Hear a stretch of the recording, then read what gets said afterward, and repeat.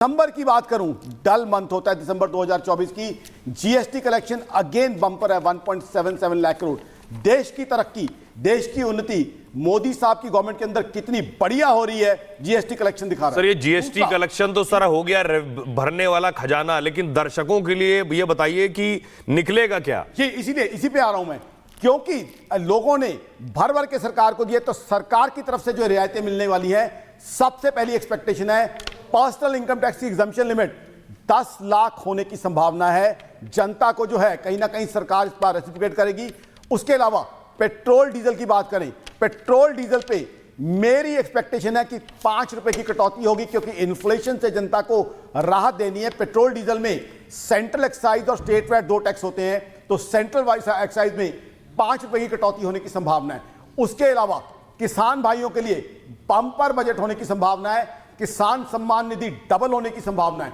किसान credit card में जो रिलीफ उन्हें मिलता है, जो लोन मिलता है, वो 3 लाख और बढ़ने की संभावना है।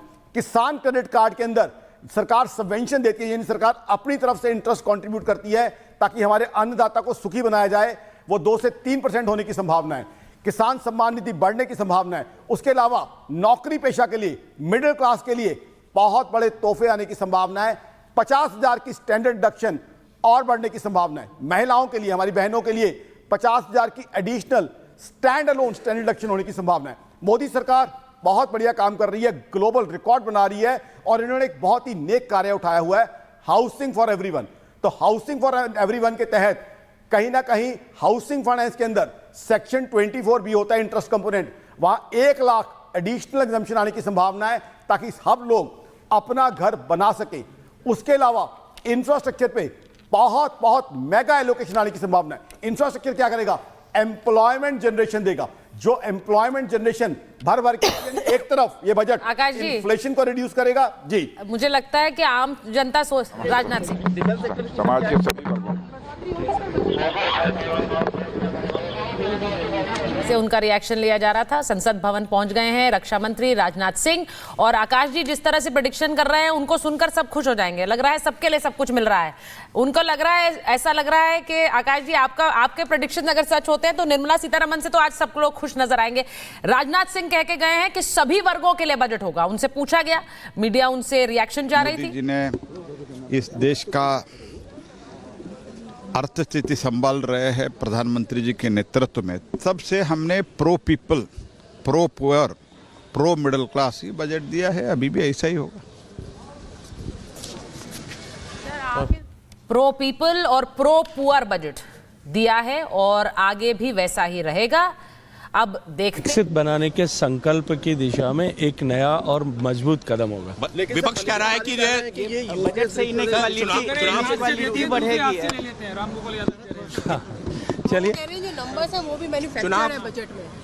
अभी बिना बजट आए उनको पता लग गया नंबर, ये तो बड़ा आश्चर्य की बात है। मध्यम वर्ग को राहत दी जाएगी, अगर दी जाएगी तो। चलिए अभी देखते हैं ना, थोड़ा इंतजार करिए, सब्र का फल मीठा होगा। शेखावत कह रहे हैं कि सब्र का फल मीठा होगा। अब कितना मीठा होगा ये 11 बजे से पता चलना शुरू हो जाएगा। और हमारे साथ सतीश सर भी हैं। सतीश सर, मुस्कुरा रहे हैं आप सुनकर? वो सब्र तो बहुत सब्र में है देश, ये तो हम देख रहे हैं। बहुत सर जिंदल जी ने बताया टैक्स कम हो रहा है, पेट्रोल डीजल कम हो सकता है, सम्मान निधि बढ़ जाएगी, नौकरी पेशा के लिए 50,000। उन्होंने तो बजट ही आज का पढ़ दिया। हमको लगा निर्मला सीतारमण जी को ही सुन रहे हैं। अब उनसे ये पूछिए। बिल्कुल पूछिए, मैं बताता हूं। 1 मिनट बीच में रुकिए ना। तो मान लिया ना आपने कि निर्मला जी को सुन रहे हैं। हम निर्मला जी मतलब निर्मला जी सही कहने जा रही हैं। मैं क्या कह रहा हूँ, इनसे पूछिए कि ये जो ग्रोथ रेट है, इसका प्रोजेक्शन 6.3 to 6.8 कैसे हो गया, घट गया? क्या जो ग्लोबलाइजेशन का ब्रेक लगा उसकी चुनौती है? क्या इकोनॉमिक सर्वे ने ये नहीं माना है कि इन्वेस्टमेंट में ब्रेक की चुनौती है? ये हो सकता है। डॉलर की चुनौती है, ट्रंप की चुनौती है, टैरिफ की चुनौती है। और तो क्या सरकार ने ये खजाना खर्चा किया? पीछे क्या हुआ रेलवे के इन्वेस्टमेंट प्लान का? क्या हुआ? मैं नहीं कह रहा हूं कि मेरा ये आक्रोश जो है, ये कोई आक्रोश नहीं है। मैं कह रहा हूं कि अभी मुश्किल भरा समय है, इस चीज को हमें समझना चाहिए। रोजी पिक्चर देने से कुछ नहीं होगा। पता है अनएम्प्लॉयमेंट की स्थिति क्या है इस देश में, पता है स्पेंडिंग की, डिमांड की स्थिति क्या है। आप डिमांड की है, अरे मैं आपसे पूछा हूं, सुने आप हल्ला नहीं कीजिए, डिमांड क्यों घटी 2023-24 में किसने दी है डिमांड घटी भारत ने? अरे मुझे एक सवाल, दुनिया में ग्लोबल स्लोडाउन है, लेकिन हिंदुस्तान लगातार डिमांड और कंजम्पशन पर बोलिए क्यों घटी? डिमांड और कंजम्पशन का बताता हूं क्यों घटा। यूके सितंबर अक्टूबर 2024 में दोनों में नेगेटिव कर रही है जीडीपी ग्रोथ। मेरा देश भारत तरक्की कर रहा है। रशिया यूक्रेन वॉर स्टार्ट, अरे मैं कह रहा हूं कर रहा है, मैं कह रहा हूं, लेकिन जो चुनौतियों की 2 क्वार्टर मेरा से क्या होगा? मेरा और आपका देश ग्रो कर रहा है। 400 से 240 हुआ। मेरे देश की और आपके देश की तरक्की हो रही है। अपने देश की तरक्की पे खुशी तो चाहिए। मुझे बहुत फक्र बता रही है आज की तारीख में। अच्छी बात भी करो, बुरी बात भी बताओ। इकोनॉमिक सर्वे, देखिए आकाश जी, उन चुनौतियों की बात इकोनॉमिक आप अच्छा बोलते रहिए। बात सही है, डोनाल्ड ट्रंप के आने के बाद से बहुत सी देश की अर्थव्यवस्थाओं पर असर पड़ेगा, यह भी कहा गया है,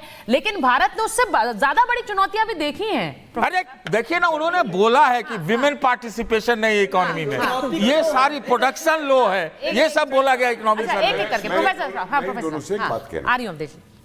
एक सबसे बड़ी कमी हमारे देश के अंदर यह है कि बजट को लेकर के या तो हम बजट का बहुत बड़ा गुणगान करते हैं और या बजट की हम ऐसी तैसी करते हैं। बिल्कुल। लेकिन असली चीज जो है जनता को समझाने की कि किन विकट परिस्थितियों के अंदर, अंतर्राष्ट्रीय परिस्थितियों के अंदर इस तरीके का बजट आया है। आप देखिए, पेट्रोल को लेकर के देख लीजिए, अगर जयशंकर और मोदी निर्णय नहीं लेते कि रूस से हमें पेट्रोल खरीदना है, तो आज हमारी इकोनॉमी का क्या हाल हुआ होता, कितने बिलियन डॉलर्स का हाल किया होता। जनता के अंदर इस अवेकनिंग से भी बाहर निकलना चाहिए। जैसे मैं भी कहूंगा कि मेरा टैक्स कम हुआ या नहीं हुआ, महंगाई कम या नहीं हुई, जनता ये भी तो बचा कि देश किन परिस्थितियों से गुजर रहा है, देश के सामने क्या चुनौतियां हैं।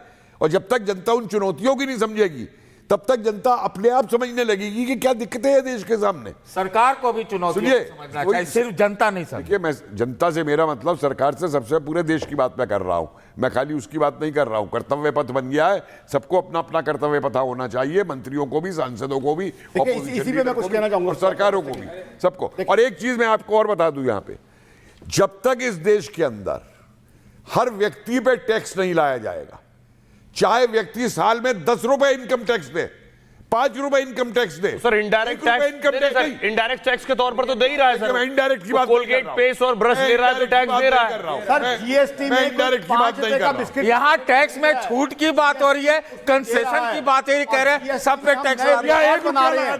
2 लाख करोड़ के ऊपर का ग्रॉस जीएसटी कलेक्शन है। दिसंबर का महीना देख लीजिए, ग्लोबल स्लोडाउन, ग्लोबल स्लोडाउन की बात कर रहे हैं। उस ग्लोबल स्लोडाउन में 7 लाख करोड़ कह रहे हैं, और 6 करोड़ तो टैक्स फाइल करते हैं। अब देश जी कुछ बोलना चाह रहा है। हम दिल्ली का चुनाव, आकाश जी एक सेकंड सर प्लीज हम एक मिनट सुनिए, आकाश जी बोल रहे हैं, आकाश मुझे बस ये लगता है, मैं बता रहा हूं ना, जवाब तो देने का मौका दीजिए, जवाब तो देने का मौका दीजिए। एक मिनट, मैं बस ये कह रही हूँ कि अरे नहीं सुनना ना, खाली फालतू की बातें कैसे सुन। बस ये कहा, हम जानते हैं, हमने दिल्ली में चुनाव देख रहे हैं, हम दिल्ली में किस तरह से चुनावी रेवड़ियां बांटी जा रही है, पैसा देने की बात होती है, जो